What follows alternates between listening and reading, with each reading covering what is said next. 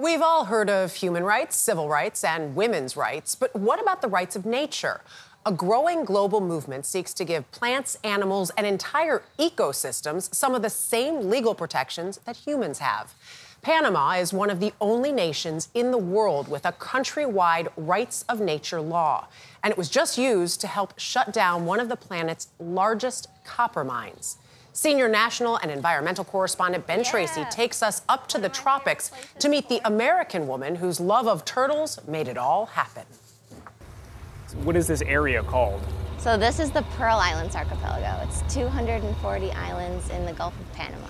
When we asked Callie Wielenturf to show us one of her favorite places in Panama, she knew exactly where to take us. You're smiling a lot. I assume this is a place you like. Yeah, this is one of my favorite places in the world. I feel home here. This 31-year-old Massachusetts native and marine biologist has been studying sea turtles for almost a decade. Who doesn't love sea turtles? They feel like these ancient creatures. The leatherback turtle, for example, has been around for 110 million years. Wielenturf is a National Geographic explorer who founded the Leatherback Project, which tracks and protects these giant but endangered species. They're threatened by fishing nets, rising seas eroding their nesting beaches. This beach is actually a sea turtle nesting beach. Really? And plastic pollution in which baby turtles can get trapped. There's plastic pollution everywhere.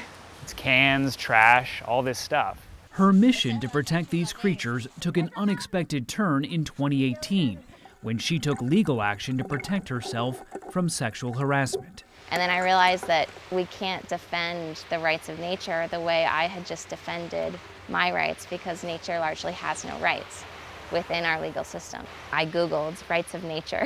I wasn't sure if it was a thing. It was, and this book about saving the world by giving nature rights gave her life a new purpose. I was like, this is a mission of mine. I have to do what I can to advance this concept.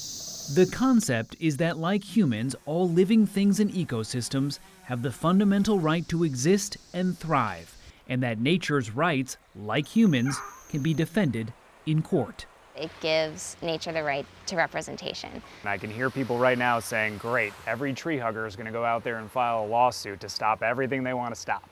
You know, I think it's important that this concept not become radicalized, because it's based in factual scientific need. She says it's not about protecting an individual tree, but rather an entire ecosystem like the Amazon rainforest, not saving just one sea turtle, but blocking development that would decimate their overall populations. It's a bolder approach than environmental protections, which limit how much humans can exploit nature instead of granting that nature has a right not to be exploited. It prioritizes the needs of the ecosystems and not the needs of humanity. That's a total flip of how we view these things. Right, it's a paradigm shift. Entonces, esta presentación que... Wielenturf proposed the idea to Panama's First Lady and members of Parliament. It was immediately something everybody latched onto. That was so encouraging for me, because it was the opposite of what I was expecting, really. La ley es la ley. Congressman Juan Diego Vasquez helped pass the legislation. Panama now joins Ecuador and Bolivia as the only countries in the world that recognize the rights of nature on a national level.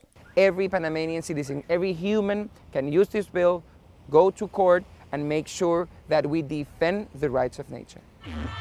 Just last week, the country's Supreme Court used the new law to effectively shut down a $10 billion copper mine that opponents said threatened tropical jungles and water supplies. This will not be a bill that it's going to be left in a cabinet, but it's going to be used when it needs to be used.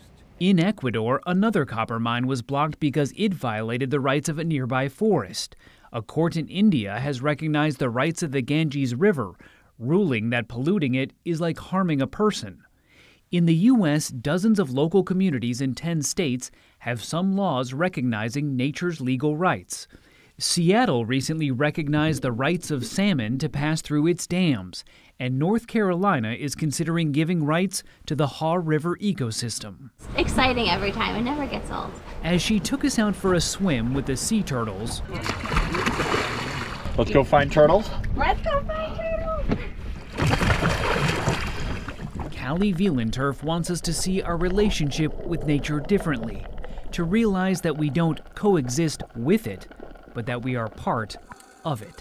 What we're doing now is obviously not working, and so this provides a different way of interacting with nature, and I think that we're at a point now where it's worth a shot. For CBS Saturday Morning, I'm Ben Tracy in Panama. I love that idea. You don't coexist with it. Yeah. You are part of it. And I guess it's also the balance, right? Because if you're closing down those copper mines, but you need copper, where do you go to? There's the need for things, right? The balance. Yeah. Yeah, taking the profit, though, out of it is something I think people are thinking long-term, but ultimately we benefit from the health and welfare of ecosystem across the planet. Yeah. So